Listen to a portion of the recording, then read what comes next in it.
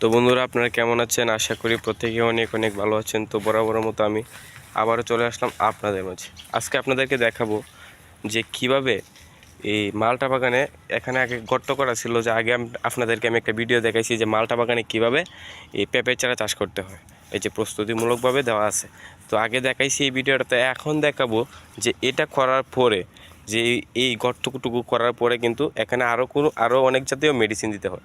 তো আজকে কি মেডিসিন দিবে কৃষক ভাই, তার কাছে চলে গিয়ে আপনাদেরকে আজকে আমি জানাবো যে কিভাবে আপনারা চাষ করবেন। এই যে আপনারা কিন্তু দেখতে পাচ্ছেন যে কী সুন্দর গর্ত করে সেখানে গোবর দিছে, আবার কিছু সংখ্যক কীটনাশক দেওয়া আছে প্রত্যেকটা গর্তের মধ্যে, কিন্তু ভালোভাবে মানে এটাকে পর্যবেক্ষণ করছে।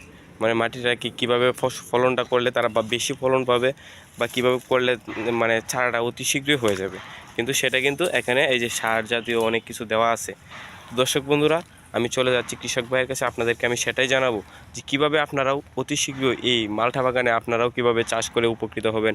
এবং এই যে দেখতে পাচ্ছেন মালটা বাগানটা কিন্তু অসংখ্য বড়। এই জায়গায় যদি, এই যে গর্তগুলো দেখতে পাচ্ছেন, এই জায়গায় যদি সুন্দর করে মানে পেঁপের চারা চাষ করা হয়, তাহলে কিন্তু কৃষক বন্ধু কিন্তু অনেক উপকৃত হবে এবং অনেকটা অর্থের মালিক হবে। সেখান থেকে এই পেঁপে বিক্রি করতে পারে, খাওয়া দাওয়া খাইতে পারবে, অনেক কিছু করতে পারবে।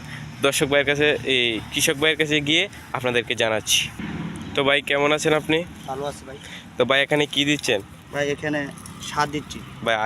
আগে আমি দর্শক ভাইদেরকে আমি একটা ভিডিও দেখাইছিলাম যে এখানে কিভাবে গর্ত করে প্রস্তুতি করতে হবে, কিন্তু আজকে সার দিচ্ছেন। তো এই সার দেওয়ার উপকারিতা যদি, এবং কিভাবে চারাটা যে তাড়াতাড়ি, তাই দর্শক ভাইরাও এই যে তাড়াতাড়ি কিভাবে ফলন করতে পারবে, সেটা যদি দর্শক ভাইদের উদ্দেশ্যে কিছু বলতেন, তাহলে তারা অনেক উপকৃত হইতো। আমি আগের পূর্বে একটি ভিডিও দেখাইছি যে গর্ত খনন করে রাখা হয়েছিল। হ্যাঁ, কিন্তু এখন আপনাদেরকে দেখাবো। এই যে দেখতে পাচ্ছেন দর্শক বন্ধুরা, এই যে আপনারা কিন্তু গর্তটা দেখতে পাচ্ছেন। এই যে এখানে কিন্তু এটা কিন্তু আগের গর্ত, মানে প্রথম অবস্থায় সেটা থেকে মাটি উত্তোলন করার পরে কিন্তু সেটাকে গোবর দিয়ে 15 থেকে 20 দিন যাবত সেটাকে এভাবে রেখে দিছে, মানে গোবরটা ভালোভাবে এখন দিচ্ছি আমরা। হ্যাঁ, আর এখন আমরা দিচ্ছি সার, এই যে বাটিতে করে ইউরিয়া আছে, আর আপনার পটাশ। তো দর্শক বন্ধুরা, এখানে কিন্তু টিএসপি, পটাশ সার এবং ইউরিয়া সার দেওয়া হচ্ছে। মানে যেটা এই গাছটাকে অতি তাড়াতাড়ি বড় করবে, সেটার জন্য তো আপনি দিচ্ছেন। জি।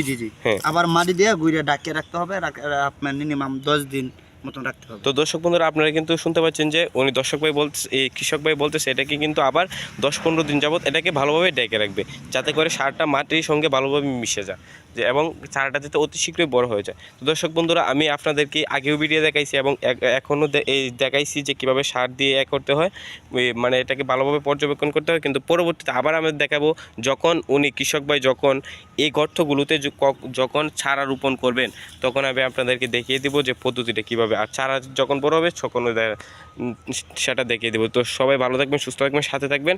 আর আমার চ্যানেলটা কিন্তু যারা এখনও সাবস্ক্রাইব করে না, অতি শীঘ্রই সাবস্ক্রাইব করে নেবেন। নতুন ভিডিও পেতে আপনি আমাদের সাথে থাকুন। ধন্যবাদ, ভালো থাকবেন, সুস্থ থাকবেন, আল্লাহ হাফেজ।